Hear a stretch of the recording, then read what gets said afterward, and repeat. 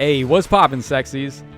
It's your boy here, and we are back for some more Fire Emblem Heroes. We got a trailer tonight, so let's go ahead and play this bad boy and see what's up. Now, as far as who I'm expecting to be on this banner...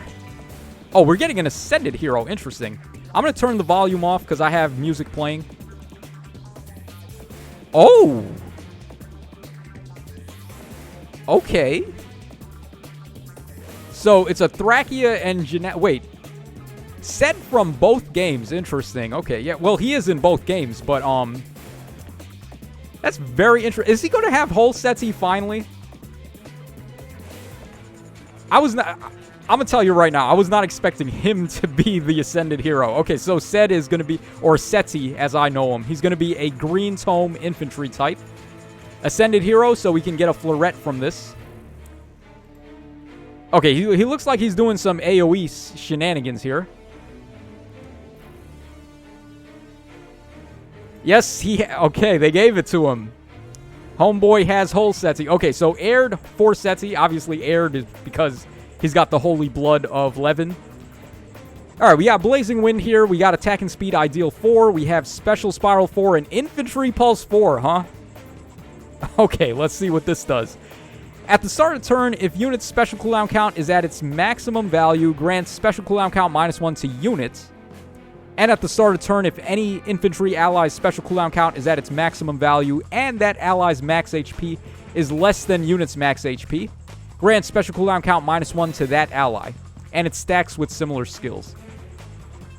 Interesting. Okay, so Infantry Pulse 4 basically gives you the special cooldown count now, and then it also still does it for allies.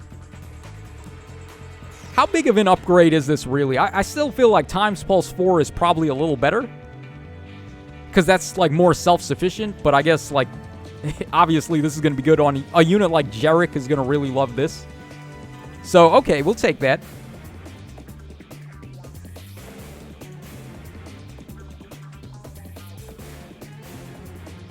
Really awesome attack animation there. So I guess we're looking at all Jugdral stuff then. So let's see what's up. Mercenary wife. No, it's wait. I think so, right? Okay, so Febale. I'm not recalling what his Japanese name was in the OG translation that I played. So, okay. So he's going to be a blue bow infantry type. Okay. Aired Ufel. So we got 14 might, 2 range, effective against flying. He's got -1 special trigger. Oh, I guess all these people are going to be like the children from part 2, and they're all going to have the holy blood. Because, like, we got 2 holy weapons here. Effective against flying. If unit initiates combat or is in 2 spaces of an ally, grants attack speed, defense, and res up 5 to unit. Grants attack and speed up X to unit, where X is 25% of foes' attack at the start of combat, -8. With a minimum of 0 and a maximum of 10. So, essentially, let's just say he's doing attack and speed +10 there. Then he neutralizes effects that inflict guard on himself, and also reduces damage from foes' first attack by 30% in combat. And then he gets 7 recovery after combat as well. Alright, it's basically just a stat ball weapon here. Not the craziest, but also the nullification of guard is nice.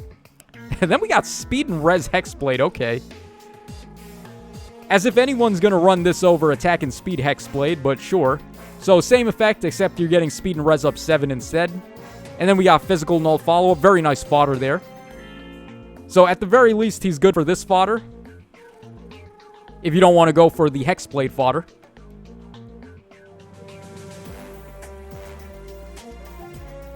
Alright, so our final unit. I'm not even going to try to say, like, whose name this is. Oh, Fee. Okay, it's Fee. Alright. Yeah, why didn't I recognize her, actually? I should have been able to recognize this one. So, she's a sword flying type. She's probably the demote, right? She's going to be the demote on this banner. Yeah, she's a demote. Oh, God.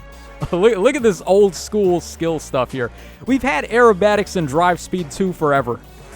They can't give us, like, attack and speed 03 or... like, something good that we can use to get new skills. They got to give us all this. Or, like, even Guidance 3, because there's not really an easy way to get Guidance 3 to pick up Guidance 4. But whatever. Okay, Protection Edge plus, 14 might, 1 range. If unit is in 3 spaces of an ally, grants attack and defense up 5 to unit. And inflicts guard on the foe per attack during combat. So it's dog water. Very bad inheritable weapon. Repo, aerobatics, drive speed. Yeah, right. Good luck with that. Hopefully her stat line is good, though, because the only good, like, sword unit that we've gotten for flyers is Tanith. At least the ones that are demotes, so hopefully Fee is pretty good. And there she is. Okay, so we got Plumeria on the banner. Rearmed Plumeria. We all knew this was coming. So she's going to be a blue tome flying type unit. Alright, let's see. Did they give her any good skills for fodder? Let's see here. Alright, obviously we know what this does. I'm going to read it again, though. So this is the Arcane Blue Tome. We got 14 might and 2 range, -1 special trigger. At the start of combat, if your HP is over 25%, you get all stats of 5. You make a guaranteed follow-up attack. You deal 15 true damage based on attack. And then also you get 30% DR on the enemy's first attack. So I feel like this is better than the Arcane Red Tome. You're getting more offense here. You're getting some protection. And then you also still get the guaranteed follow-up. So with the exception of the start of turn times pulse that the Red Tome gets, I think this is just better in the long haul. So a very nice arcane weapon. I also did a video already about which units to give this to. So definitely check that out. Alright, we have Cloying Dreams as well. A new special for her, or a new dancing skill, I would imagine. Yeah, grants another action to target ally. Makes sense. Grants all stats of 5, charge, and foe penalty doubler to target ally for 1 turn. And inflicts all stats -5 on the nearest foes in 5 spaces of target ally through the next actions. Yeah, that's pretty good, man. Getting charge out of your dance, that's really good. And that can help cavalry type units too, because they can run through trench tiles with that. So yeah, that's pretty good. And then foe penalty doubler as well. She's giving 2 start of turn bonuses, and then if you give her Firestorm Dance 3, she could also give Desperation. So this is another way you can enable your other units to have like Prime 4 pretty easy. So that's very good. Alright, we got Stillwater 4, we got Wings of Mercy 4, and then we got Defense and Res Ploy 3. Okay, so we're bringing back the Ploy skills, apparently. At the start of player phase or enemy phase, if any foes within 3 rows or 3 columns centered on unit have res less than unit's res +5. Alright, that sucks. It has to be res +5. It couldn't be res -5 on the enemy. Just make it easier to get this off. Inflicts defense and res -7, ploy, and exposure on those foes through the next actions. And then Ploy seems to be a brand new effect here. So Ploy neutralizes bonus doubler, treachery, and grand strategy. What? Effects active on unit during combat through unit's next actions. Okay, so they just like turned off all the bullshit with this. Wow, so RIP Robin. Basically, I love this. They put Legendary Robin on the last Legendary banner, only to give him the middle finger like 2 days later. Yeah, that's typical incest right there. Oh, man. Legendary Robin in shambles. Wow. And also because he's doing red debuffs to his allies and himself, it's going to be hard for him to win this res check to save himself. Yeah, this is nasty. This is a really good skill here. Def Res Ploy, they actually held it down pretty good. This is a really nasty skill. Okay, so it's good to see that she's got one good fodder skill there then. I'm sure the prerequisites is going to be like Res Ploy or Defense Ploy as well, so that shouldn't be too bad. I'll have to take a look at what units get that. Alright, who's going to be our Grand Hero battle, though? Let's see here. I'm drawing a blank. I should absolutely know who this is. Why can't I remember? Is it one of the child units or is it one of the bosses? My god, this is what happens when you play games like once and then... I played Genealogy more than once, but I haven't played like past the time skip in a while. Like I usually get to the time skip and then like lose interest. Okay, so this is going to be when the banner drops. It's dropping on the 15th. We're getting the trailer or the data mine tomorrow, most likely.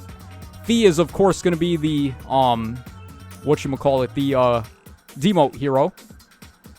And then we could spark on the banner as well. Okay, so do you want to spark here? Let's see. Yeah, obviously you want this rearmed hero. That C skill is nuts. This guy's got physical null follow-up, which is nice fodder. And then Sed looks interesting. I don't think he's a bad unit necessarily, but I feel like Times Pulse 4 is just better than Infantry Pulse 4. It's more self-sustaining as opposed to, like, giving support. But, of course, there are support units that would want that, like Jarek, like I said. Oh, we can spark twice as well. Okay, 2 sparks on this banner. That's interesting. All right, not bad. So that's going to wrap us up for this video, guys. Let me know your thoughts in the comment section down below. Also, jog my memory. Who is this guy in the comment section? I'm sure someone recognized him right away if he's your favorite or something. I'm waiting on Manfroy, though. I'm surprised they haven't done Manfroy yet. Like, he seems like a no-brainer. We literally got Veld and we didn't get Manfroy. Like, what's the deal with that? All right, so we're going to call it there, guys. We should end on Set, I guess, because, yeah, that's pretty bald. This dude is, like, my favorite unit for the time skip. So that's going to wrap us up for today's video. Hope y'all enjoyed it, and I will catch you guys again tomorrow for the data mines.